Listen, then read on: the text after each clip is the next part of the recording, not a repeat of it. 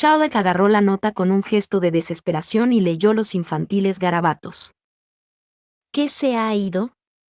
Le preguntó Winter mirándole a los ojos. ¿Qué se ha ido? ¿A dónde? Con la voz ronca, Charlotte dijo. A casa. Aquí dice que se ha ido a casa. Charlotte nunca había visto palidecer a Winter, pero ahora estaba blanco como el papel. A el bar.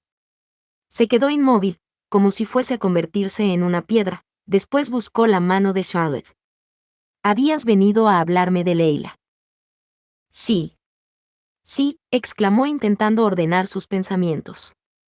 A medida que nos enfrascábamos todos con la recepción ceremonia, iba creciendo mi preocupación. Sospechaba que se sentía rechazada. Ella es una niña alegre, pero parecía apagada. Estaba de un humor de 1000 diablos, intervino Robbie. Sí, coincidió Charlotte. Creo que no estaba durmiendo bien, y a pesar de mostrarse retadora como siempre, no estaba tan exuberante como en ella es natural. Winter asintió. Robbie, ¿tú crees que ella sería capaz de irse al bar? Sí. Es tan tonta que es posible que no recuerde lo lejos que está. Intentará volver. Robbie hizo un gesto con el que pretendía contener las lágrimas. No le gustaba que yo jugase con mis amigos. Ha sido culpa mía. Tú no eres el responsable, hijo, lo soy yo. Winter apoyó una mano sobre el hombro de Robbie y se lo apretó. Muy bien. Robbie, ve a los establos y habla con Fletcher. Averigua si Leila ha pasado por allí. Charlotte, manda a alguien al mesón para ver si ha montado en algún coche. Se le ensombreció la cara. Yo iré a Londres y buscaré en los muelles. No, no lo harás. Charlotte se volvió a toda prisa y salió por la puerta. Oh, Al. Menos, no irá solo. Winter dejó de hablar con el capitán al que había abordado, al instante se dio cuenta de que Charlotte ya no estaba a su lado. La noche era oscura como boca de lobo en los muelles de Londres, su mujer y su hija habían desaparecido y él podría haberse puesto a aullar debido al miedo que atenazaba sus entrañas. Iba a perder a Leila, o a Charlotte, o a las dos, y ahora no habría lugar en el mundo lo bastante alejado para acallar su dolor. Semejante crisis no tendría nada que ver con la muerte de su padre. Ahora Winter era un hombre adulto, un hombre responsable y atento con su familia, y les estaba fallando en todos los frentes. ¿Cómo era posible? A lo largo de su vida siempre había buscado la verdad, hasta que por fin llegó a entenderla, a hacerse responsable y a comportarse de un modo honorable, actuando siempre con integridad. ¿Qué era lo que había hecho mal? Sumido en la oscuridad, apeló al jeque que le había convertido en un hombre y le había enseñado todo lo que sabía. Baraka, por favor, ayúdame a encontrarlas. Caminó junto a la pared de una taberna, con todos los sentidos puestos en encontrar a su esposa. No podía haber ido muy lejos. Tenía que estar por allí. Entonces escuchó su voz. La oyó diciendo: Si ves a una niña caminando sola, ¿me lo harás saber? Winter se apoyó contra la pared de la taberna, que estaba húmeda debido a la niebla y hedía a cerveza rancia, y se pasó una mano temblorosa por la frente. ¡Ay, señorita! Montones de niñas van solas por la calle por estos andurriales, señorita, pero ninguna de ellas tiene buenas intenciones. Winter siguió las voces y recorrió un fétido callejón, procurando no hacer ruido.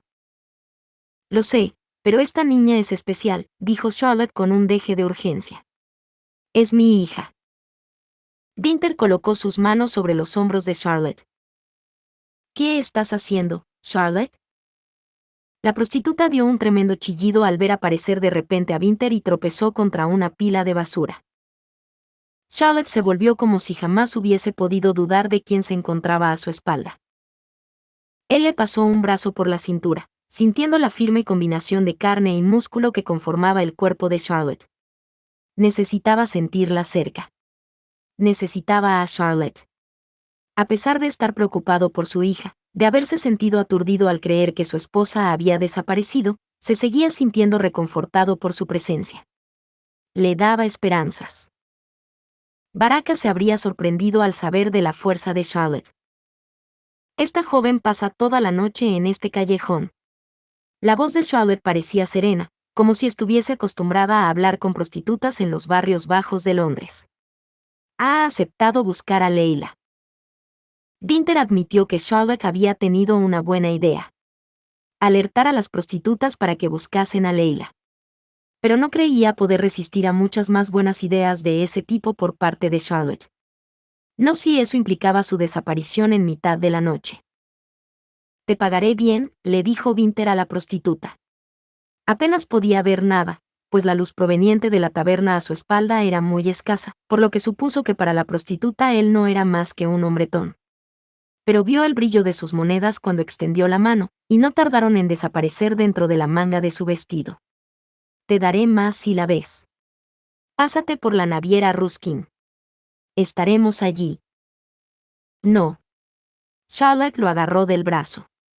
No vamos a dejar de buscar. El sol se puso hace 2 horas. La niebla se está espesando, y si nos quedamos aquí lo más probable es que nos corten el pescuezo antes de encontrar a Leila. Y necesito llevarte a algún lugar seguro. Pero no lo dijo. Ella había insistido en acompañarle a Londres. Se resistiría a cualquier intento de mantenerla al margen de la búsqueda. Pero, a decir verdad, buscar a esas horas era una insensatez, incluso para un hombre. Llevó a Charlotte hacia la calle. Tenemos que descansar para seguir buscando por la mañana. ¿Y si Leila está sola por estas callejuelas? Le preguntó en voz baja. Con solo 5 años, Leila sobrevivió a un ataque a nuestro campamento. A menudo lo recordaba, es astuta y precavida, y si se ha escondido en algún sitio, tampoco nosotros la encontraremos. Charlotte no lo sabía, pero Winter empuñaba su cuchillo con la mano derecha metida dentro del bolsillo.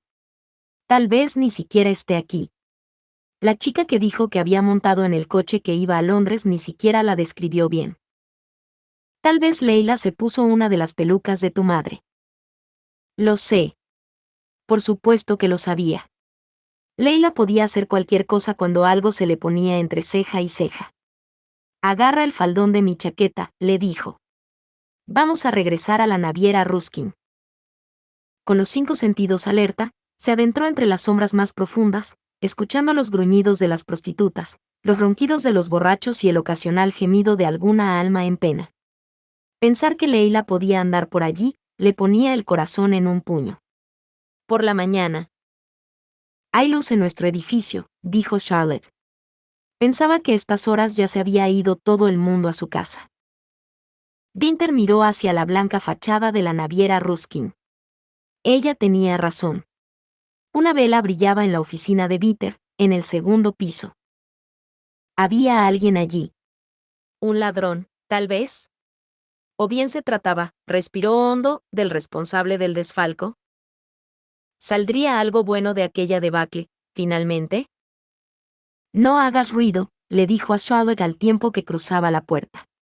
Pero la falda de Charlotte rozaba el suelo al caminar, un sonido femenino que habitualmente le gustaba pero que esa noche los habría delatado. La llevó hacia el almacén a oscuras, con los cajones de embalar de madera y los aromas de las especias, hasta alcanzar la escalera. Quédate aquí. Moviéndose.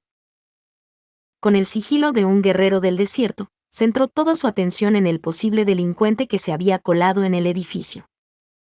Fuera quien fuese, Winter iba a acabar con él. Se detuvo y tomó aire para aplacar su rabia asesina. Tal vez matar al estafador sería una solución desproporcionada.